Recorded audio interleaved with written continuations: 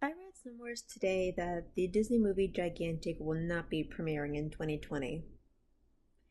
Okay, I mean, that's still like a long time to go either way. So yeah, it's just gonna wait until they start trying to produce it again. They don't have the right people working it all at the same time. These things happen.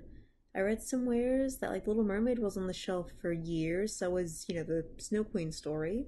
It'll come out eventually. Doesn't mean it's canceled.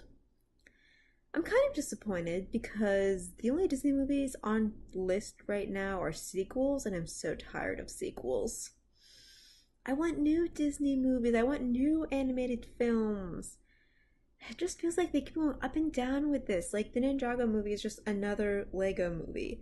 The Leap movie out, it's just another girl wants to do something great. There's a mean blonde, she proves the mean blonde wrong, and her dreams come true kind of flick.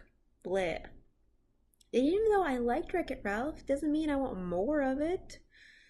God, it makes me miss the days where Disney just made direct-to-video features, okay? It's like, that's all you need to do. I don't need a big movie. Honestly, if I could control the universe and put my 2 cents into the creating team, go to a library, alright? A lot of the really old school Disney movies like Alice in Wonderland, Peter Pan, Pinocchio, they were just stories that kids really liked. Use that. Hell, I don't think there's a Disney version of the Little Red Riding Hood. Use that.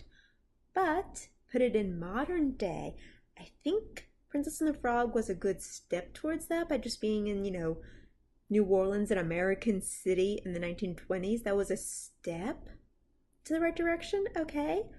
I love Lilo and Stitch for actually being girls set in 21st century. Okay, yeah, that was great. It wasn't the 90s. I think it was the early 2000s, like when they premiered.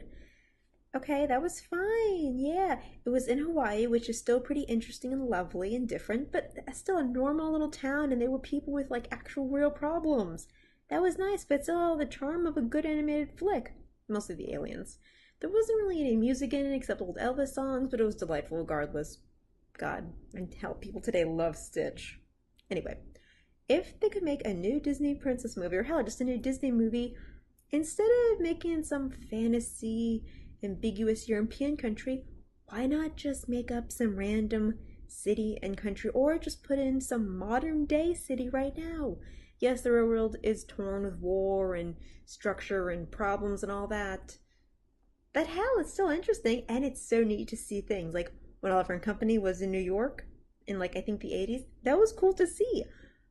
That is the kind of thing I want to see Disney do. Also, I would really love it if they had a second Black princess. Okay, I don't want Tiana to just be the only token. Okay, I want her to be, the hardworking one, not really the stick in the mud. Naveen would call her that, but just let her be the serious one. Okay, she's kind of like Cinderella with a more developed personality. Let her be that.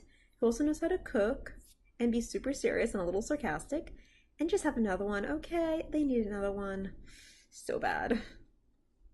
So yeah, Disney, go to a children's sections of a book. Hell, do what you did with Hunchback of Notre Dame. Take a really classic story, tweak it a little bit like you did Tarzan, and just make it into a very likable story with good characters and some rockin' music.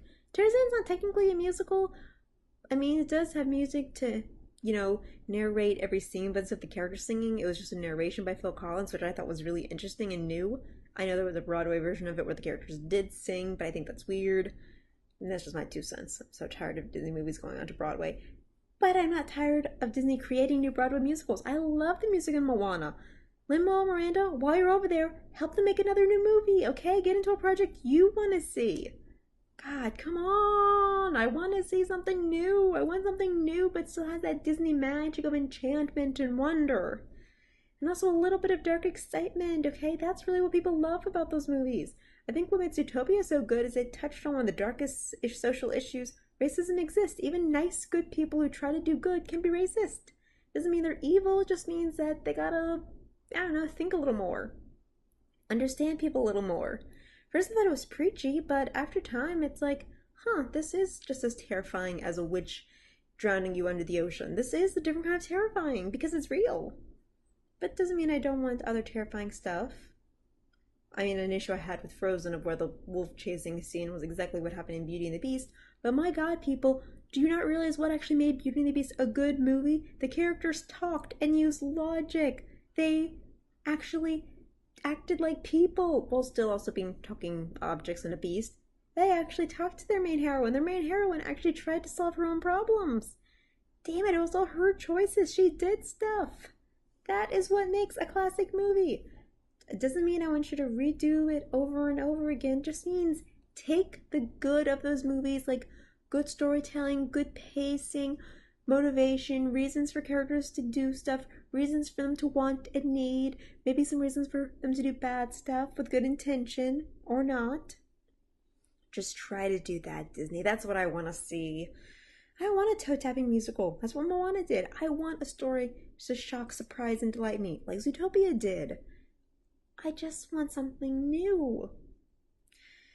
I'm so tired of the live-action remakes and reboots and all this jazz. I want something new, and Gigantic was going to be that for me, I hoped.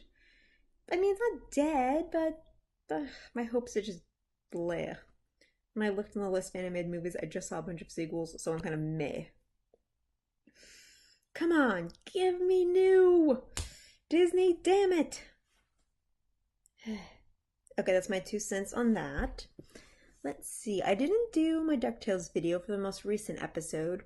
Honestly, I didn't love it as much as the other ones. Not to say that it wasn't a really good episode, but I just miss Scrooge. He's funny, okay? He's sarcastic, and he's kind of just so smart, and I like seeing him. I like the kids, but I miss Scrooge. But yeah, this episode was interesting because we got a little more about Lena, and it definitely confirms that she has magic powers, which I knew from the get-go. Haha. Let's see. We got a little more Beakley, and I could honestly use a lot more of her. Yeah, she's very no-nonsense, and she doesn't crack a smile unless you drill one into her, but even then... Lena making fun of her Britishness was a little much, but let her be. Let's see, Launchpad's still funny. He's not as big of a sweetie pie as he was in the original series, but he's still damn funny, and they got the Launchpad essence of easily misunderstanding things so well. Like, his lines about the moment was so funny. Oh, and Webby playing Mulder and Huey playing Scully was really cute. So yeah, DuckTales, you still continue to be a marvel to me. I'm really excited that the next episode is going to be about Gladstone. Gladstone Gander. The lucky, oh so, supernaturally lucky cousin of Donald Duck. God, I remember the cartoons. He was always so smiley and perfectly happy because he had no trouble in the world. And in this one, he's kind of just a smug jerk. And now the two, uncles don't like him. But they're in this casino, and he's got a couple little pools full of, poker chips, and it's such a cool parallel to to Scrooge's giant gold pit. It's like, okay, yeah, Scrooge made all of his money, and he actually goes for, the real deal, and this guy just wins the little coins. The parallels are so clever. I love it. Oh. DuckTales, you still make me so happy. Tangled? The last 2 episodes weren't really my thing. I don't know, they didn't get me the way that, a few of the first episodes did. I don't know, maybe they're losing focus, or maybe I'm just seeing stuff I don't like. I don't care about Eugene that much. I know he's, a typical fan favorite, but whenever there's an episode that's just about him, I'm like, ugh, Eugene, I get it. You used to be so bad. You're so good now. Congratulations. Here's a cookie. Here's a gold star. Yeah, the 2 little children were trying to be thieves that Eugene helps, and he sacrifices himself for to teach them a lesson. That's nice and all. But seriously, Rapunzel didn't do anything except she keeps annoying Cassandra. We get it, Rapunzel. You don't know any better. It's not that endearing after the millionth time. You just push it too much, kid. I mean, her not getting it the first time is a learning curve that's realistic, but it's just coming off as annoying. Let's see, in the next one...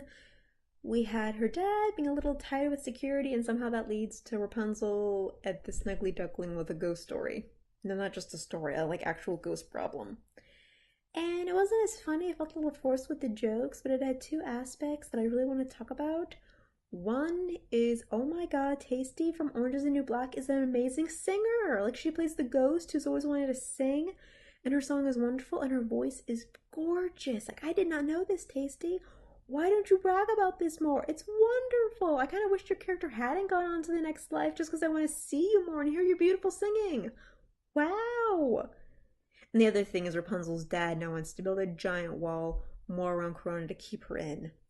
And Rapunzel was about to tell him off, but then it's like, no, I don't want to hurt his feelings because his heart's in the right place. And it just brings me back to my Hotel Transylvania issues of where, God, the series and the sequel totally messed up.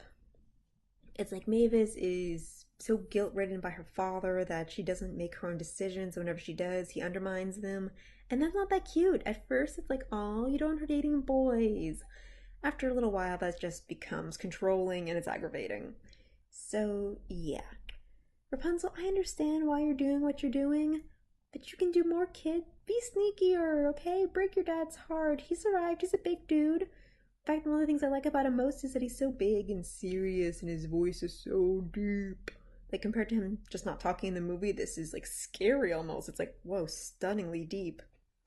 But yeah, Rapunzel has some daddy issues, and I know that's classic Disney princess things. Moana really pushed it recently, and now this is really pushing it. It's like, God, why can't Disney dads be cool?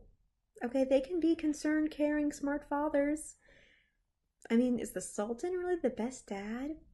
No, he's not. He didn't really pay attention to anything, but he did care about Jasmine. No, I take that back. The Sultan's not a good example. He was way too clueless. It's supposed to be funny, but it's really not when you think about it. Belle's father. Also kind of bumbling, but he supported her being her own individual. So good for that. So yeah, Disney, step up your game with your animation stuff and all that. You're producing a lot of things. You still make me love you, but you also make me groan so often. So yeah, I'm looking forward to more DuckTales. I'm looking to see where this direction with Rapunzel will go. And as for the animated features, I know I'm going to see them even if I'm not as excited as I used to be as a child, but maybe that's part of growing up. You learn to be less excited. Alright, subscribe or don't, I don't care.